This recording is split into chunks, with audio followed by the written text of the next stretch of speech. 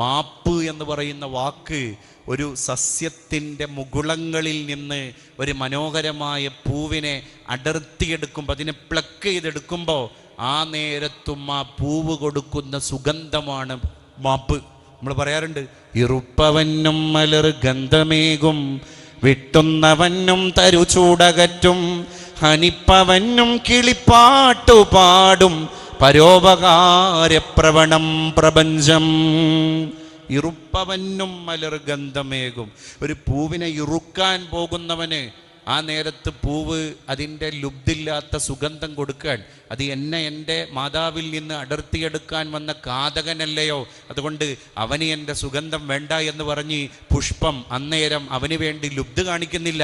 പിന്നെ ആ പുഷ്പം അവനോടും സഹകരിക്കാൻ, അവനും കൊടുക്കാൻ, നിർലോഭം കൊടുക്കാൻ, കൽമഷം ചോരാതെ അതിൻ്റെ സൗഗന്ധികത ആ ആൾക്കും കൊടുക്കാൻ. അദ്ദേഹത്തിൻ്റെ ശത്രുവാണോ മിത്രാണോ എന്നൊന്നും പൂവ് നോക്കുന്നില്ല. വെട്ടുന്നവനും തരുചൂടകറ്റും.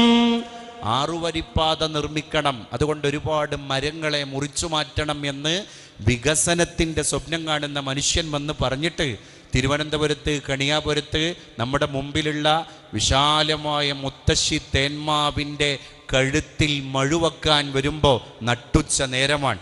ആ മഴു ഇങ്ങനെ വെച്ചിട്ട് അതിൻ്റെ കണ്ഠം മറുത്തുകൊണ്ടിരിക്കുന്ന കാട്ടാളനായ മനുഷ്യനെ സൂര്യതാപത്തിൽ നിന്ന് സംരക്ഷിക്കുന്നത് അതേ മരമാണ്. അവൻ ഏതൊരു മരത്തെ കൊല്ലാനാ പോകുന്നത്?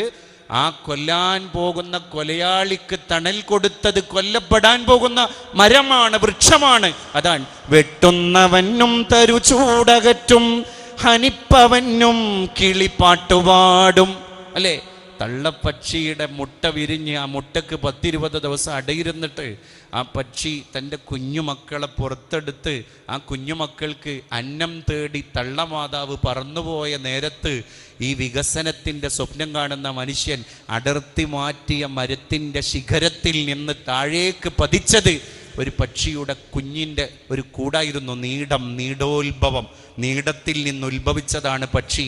അതുകൊണ്ടാണ് പക്ഷിക്ക് മലയാളത്തിൽ നീടോത്ഭവം എന്നൊരു പേരുണ്ടായത്. ആ നീടം അവിടെ കിടക്കാൻ, പക്ഷിക്കുഞ്ഞ് ചത്തുപോയി. അപ്പം തള്ളമാതാവ് വന്നിട്ട് തൻ്റെ ചത്തുപോയ കുഞ്ഞിൻ്റെ മൃതദേഹം കണ്ടിട്ട് ആ കൊന്ന കൊലയാളിക്ക് പ്രകൃതിയുടെ സംഗീതം നൽകാൻ, സാന്ത്വനം നൽകാൻ. അതാണ് ഹനിപ്പവനും കിളി പാട്ടുപാടും, പരോപകാര പ്രവണം പ്രപഞ്ചം. ഈ പ്രപഞ്ചം മുഴുവൻ പരോപകാരത്തിൻ്റെതാണ്. അപ്പം നമ്മൾ പരോപകാരം ചെയ്ത് ജീവിക്കുക, പരോപകാരം ചെയ്ത് മരിക്കുക. ഇതാണ് ലോകത്തെ ഏറ്റവും സമ്പന്നമായ ദൗത്യം.